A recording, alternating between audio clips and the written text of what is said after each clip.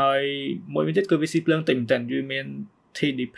Thermal Design Power តែ15 W ទេពេលការរៀបចំរបស់ខ្ញុំហ្នឹងគឺខ្ញុំមាននៅ virtual machine 1 2 3 4មក project មាន database មួយអញ្ចឹងវាអាចខាត CPU ឧស្សាហ៍តែវាត្រូវការ run instant នឹងដូចគ្នាច្រើនអញ្ចឹងជំរឿនល្អគឺខ្ញុំប្រើនៅ IIC Infrastructure as Code ដែលយើងអាចប្រើ Terraform មួយខែខ្ញុំចាយលុយទៅលើ cloud computing អស់ច្រើនអ្នកគ្នាគឺចាប់តាំងពី service database virtual machine kites ហើយជាដើមហ្នឹងគឺខ្ញុំចាយអស់ប្រហែលជា$30 ទៅ$40ក្នុងមួយខែអញ្ចឹងមួយរយៈហ្នឹងខ្ញុំគិតថាចុះបើសិនជាខ្ញុំ build នៅ home server មួយខ្លួនឯងដែលយើងហៅថា home lab តែប៉ុតខ្ញុំមានកំណត់ចង់ build អញ្ចឹងយូរគាត់ថាកាលពីមុនវាអត់ទាន់មានលទ្ធភាពហើយយើងរវល់ផងអញ្ចឹងឥឡូវខ្ញុំបដិញ្ញាចិត្តអញ្ចឹងខ្ញុំបានសម្រេចចិត្ត build នៅ home lab ខ្លួនឯងមួយនៅផ្ទះអញ្ចឹងវាគ្រាន់តែជា mini PC មួយដែលយើងបើកវាចោលរហូត24ម៉ោងទៅ24ម៉ោងដើម្បី host នៅ service របស់ខ្ញុំអញ្ចឹងខ្ញុំមាននៅ freelance ខ្ញុំមាននៅ client មាននៅអីរបស់ខ្ញុំច្រើនខ្ញុំទៅ host project ឲ្យពួកគាត់ហ្នឹងអញ្ចឹងខ្ញុំនឹងប្រើនៅ home lab ហ្នឹងដើម្បី host នៅ project ទាំងអស់ហ្នឹងវិញហើយខ្ញុំ move នៅ infrastructure របស់ខ្ញុំពី cloud ហ្នឹងចូលមកកាន់ home lab computer របស់ខ្ញុំវិញអញ្ចឹងបើតែឥឡូវហ្នឹងដើម្បី RAM គឺវាឡើងច្រើនអញ្ចឹងខ្ញុំបាន build នៅក្នុងកម្រិតមួយដែលវាអស់លុយអត់សូវច្រើនហើយយើងបាន RAM ច្រើនយកមកប្រើប្រាស់អញ្ចឹងអានេះគឺយើងចាប់ផ្ដើមនៅ home lab journey ជាមួយខ្ញុំទាំងអស់គ្នា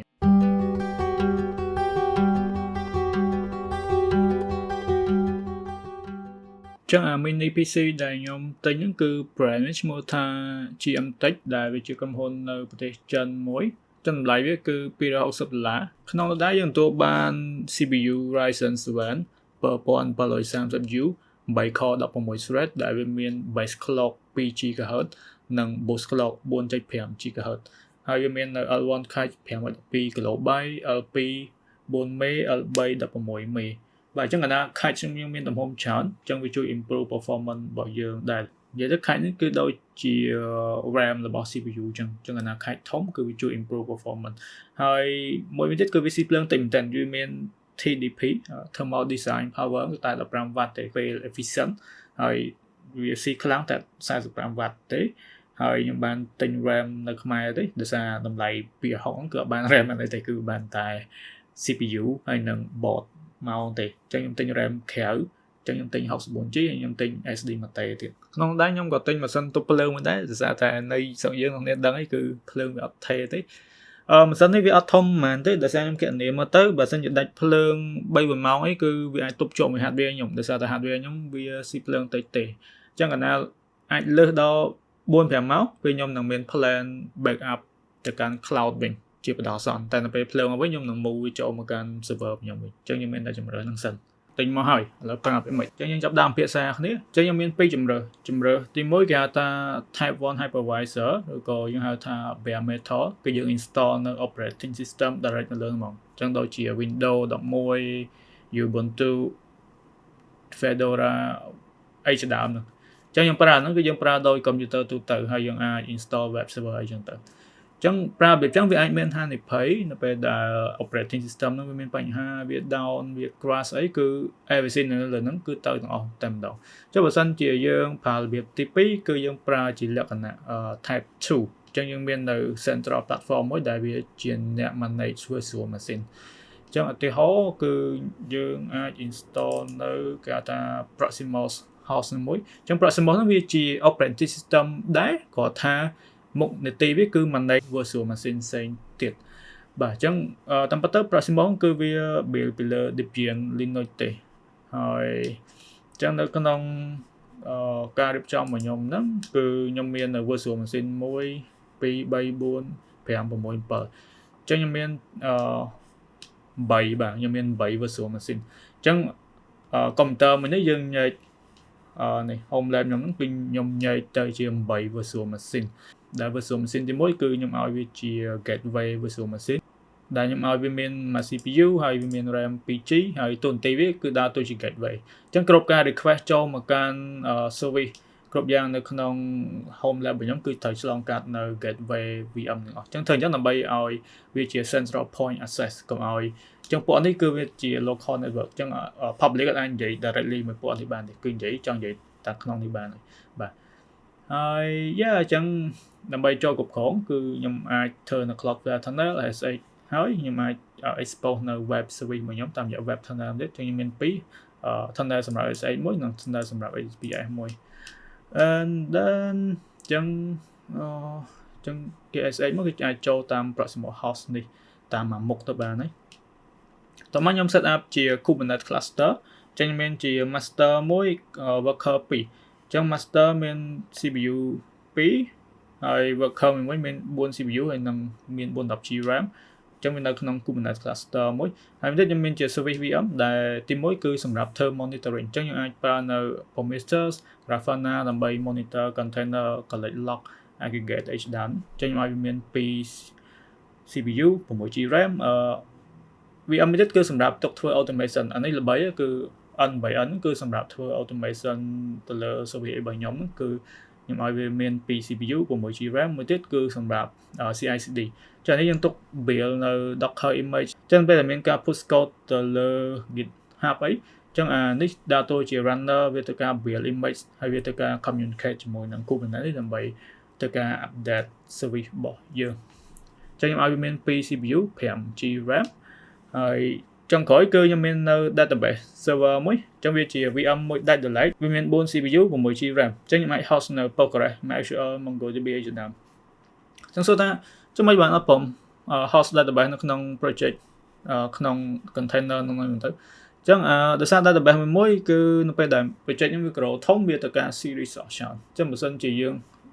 មក project មាន database មួយចឹងវាអាចខាត CPU ឧស្សាហ៍តែវាទៅការ run instance នឹងដូចគ្នាច្រើនចឹងខ្ញុំគឺថាខ្ញុំអាចធ្វើជា hybrid បើសិនជា project នឹងតូចខ្ញុំអាច host ជា container នៅក្នុង cluster នេះក៏បានតែបើសិនជា project ធំខ្ញុំអាច move ចូលមកក្នុងនេះចឹងខ្ញុំអាច collect point នេះ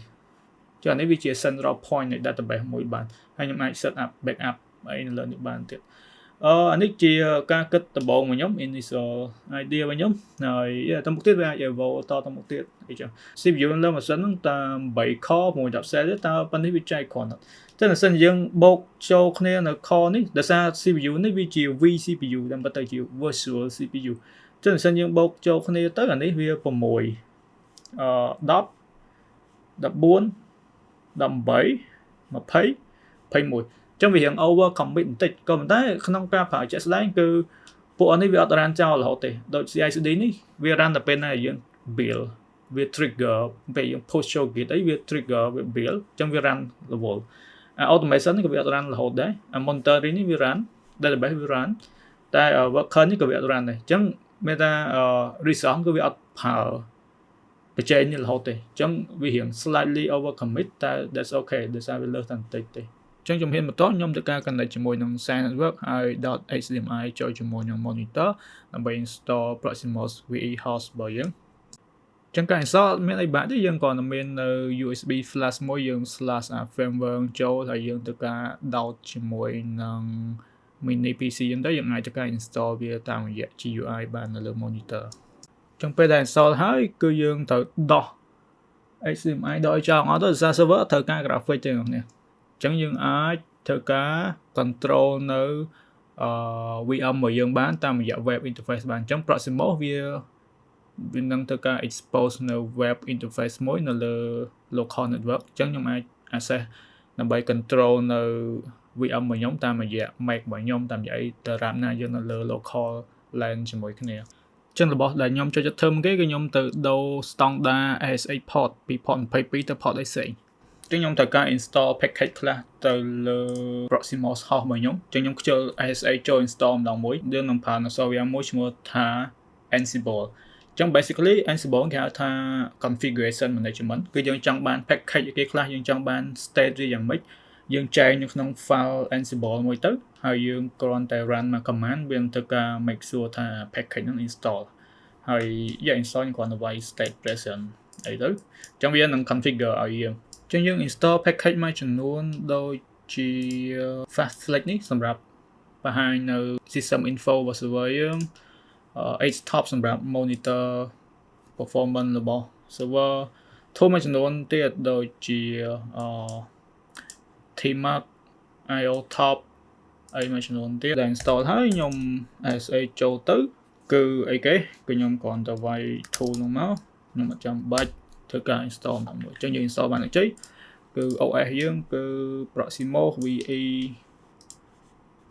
version 4 file ultra 8 top ចឹងបន្តមកទៀតដើម្បីបង្កើត virtual machine ទាំងអស់ហ្នឹងចឹងខ្ញុំខ្ជិលចូលទៅបង្កើតមួយ configure ដោយសារមួយវាមាន RAM CPU ផ្សេងគ្នាចឹងខ្ញុំអត់អាចទៅអង្គុយធ្វើមួយតែវា hot ហើយវាខាតពេកវាអត់មាន save ជា history config អីចឹងឲ្យក្រោយបានចឹងជំរឿនល្អគឺខ្ញុំប្រើនៅ IIC Infrastructure as Code ដែលយើងអាចប្រើ Terraform ដើម្បីបង្កើតអស់ហ្នឹងគេហៅថា provision ចឹងហើយយើងធ្វើគឺយើងធ្វើការសរសេរនៅ code ថាយើងចង់បានតម្រងចុងក្រោយយ៉ាងម៉េចហើយយើង connect ជាមួយនឹង Proximox provider តែមិនយើងគ្រាន់តែសរសេរហើយយើងគ្រាន់តែធ្វើការ run command app មក click ទៅគឺយើងអាចបង្កើតនៅ resource អស់ហ្នឹងនៅលើ Proximox server របស់យើងបានតមកទៀតយើងត្រូវ run Ansible ដើម្បី set up នៅ virtual machine មួយដោយសារមួយវាមានមុខមន្ទីរខុសគ្នាអញ្ចឹងយើងត្រូវការ Ansible ដើម្បីចូលទៅ configure មួយហ្នឹងអញ្ចឹងអីដែលល្អក្នុងការធ្វើ approach នេះគឺទាំង Ansible ទាំង Terraform គឺសិតតែមាន code ទុកឲ្យយើងទាំងអស់អញ្ចឹងថ្ងៃណាមួយឧទាហរណ៍ computer ហ្នឹង error server ហ្នឹង crash error code បានអញ្ចឹងខ្ញុំមាន code ដែលជា blueprint ដែលជាគ្រោងឆ្អឹងដើម្បីបង្កើត server ឡើងវិញដែលគ្រាន់តែខ្ញុំខូចទៅខ្ញុំទិញ hardware ថ្មីមកខ្ញុំចង់បង្កើត infrastructure ហ្នឹងឡើងវិញអត់ដែរខ្ញុំគ្រាន់តែ set up តាមតិចគឺដើរអស់លេង Ansible និង Terraform គឺសំខាន់មែនទែនក្នុងការ set up infrastructure របស់យើងដោយសារវា version control ទៀតយើងអាច push ចូល git ទៅអូខេ version នេះមួយ infra ហ្នឹងមានអីគេខ្លះមាន configure អីគេខ្លះអញ្ចឹងអីដែលពិសេសទៀតឧទាហរណ៍ថ្ងៃមុខខ្ញុំចង់ថែម RAM ឲ្យ virtual machine ណាមួយខ្ញុំអាចកែនៅលើ Terraform ហ្នឹងអញ្ចឹងនៅពេលខ្ញុំ run command ឡើងវិញវានឹងចូលទៅកែឲ្យយើងដោយវាអត់ទៅការលុបអីទេ Ansible ក៏អញ្ចឹងដែរឧទាហរណ៍ថ្ងៃមុខទៀតខ្ញុំចង់ថែម package អីមួយចំនួនទៀតខ្ញុំកែទៅលើ Ansible វានឹងទៅថែមថយឲ្យយើងចង់លុបក៏យើងអាចលុបតាមនឹងបានដែរអញ្ចឹងចំណុចទៀតដើម្បីខ្ញុំអាចចូលទៅគ្រប់គ្រង server ខ្ញុំបានករណីខ្ញុំនៅក្រៅអីគឺខ្ញុំអាចប្រើនៅ Cloudflare Tunnel ហើយវាក៏អាចជាចំណុចទៅមុខទៀតនៅពេលដែលខ្ញុំhost នៅ application ថ្មីអីគឺខ្ញុំអាចធ្វើការ host ចេញពីនៅក្នុង server ខ្ញុំហើយឆ្លងកាត់ Cloudflare Tunnel អញ្ចឹង Cloudflare Tunnel ហ្នឹងគឺជាអីគេអញ្ចឹងគឺវាជាគេហៅថាជា model មួយដែលវាជា outbound connection only មានន័យថាគឺ server យើងអត់ចាំបាច់បើក port អីច្រើនទេគឺអ្នកតំណងចេញចូលគឺឆ្លងតាមរយៈ Cloudflare network អញ្ចឹងអីយើងត្រូវធ្វើគឺយើងត្រូវ set up នៅ Cloudflare instance មួយ run ចោលនៅលើ server របស់យើងខ្ញុំអាចដាក់នៅលើ Proximox host មួយសិនទៅដើម្បីខ្ញុំអាច access ចូលមកក្នុង control បានមួយទៀតខ្ញុំត្រូវដាក់ Cloudflare Tunnel នៅលើ gateway VM របស់ខ្ញុំមួយទៀតដើម្បីខ្ញុំអាច expose service តាមរយៈហ្នឹងបានអ្នកផ្សេងនៅលើ internet public internet អាចចូលមក VM ខ្ញុំតាមរយៈអីផ្សេងទេគឺខ្ញុំបើកតែតាមរយៈ Cloudflare Tunnel ហ្នឹងទេអញ្ចឹងចេញចូលអីគឺចេញចូលតាមច្រករបស់យើងអញ្ចឹងវា secure បានក្នុងករណីហ្នឹងអ្នកនេះក៏អាច set up នៅ zero trust authentication បានដែរនៅពេលដែលអ្នកណាម្នាក់ព្យាយាមចូល tunnel យើងអាចឲ្យតែ email ណាមួយ authentication message ណាមួយដែលអាចចូលបានគឺយើងអាច set list ហ្នឹងបានអញ្ចឹងបើសិនជាអ្នកណាផ្សេងដែលអត់នៅក្នុង allow list របស់យើងគឺអត់អាចចូលបានទេបាទអញ្ចឹងចំពោះ ASA គឺអាច secure ហ្នឹងបានតាមហ្នឹងទៀតអញ្ចឹងបើយើងសរុប budget ទៅគឺអស់$670ជាងដោយសារតែ RAM មួយដើម120 RAM ពីរដើម240មួយដើម 32GB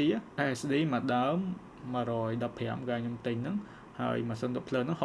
ញ្ចឹងបើសិនជាយើងសរុបចូលនេះទៅគឺ$675ក្នុងមួយការ bill មួយហ្នឹងអញ្ចឹងវាបើសិនជាទិញ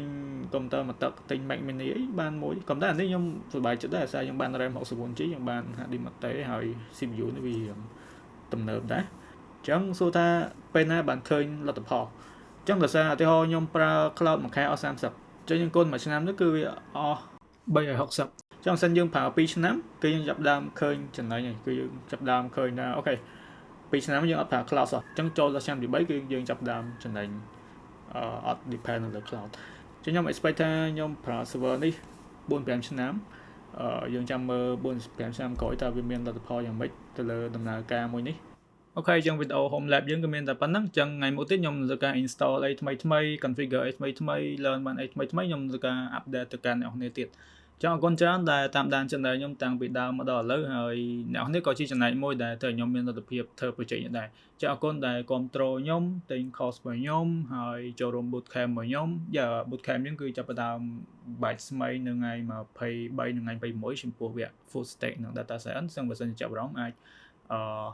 ចូលទៅក្នុង Telegram group និង register បានអរគុណច្រើន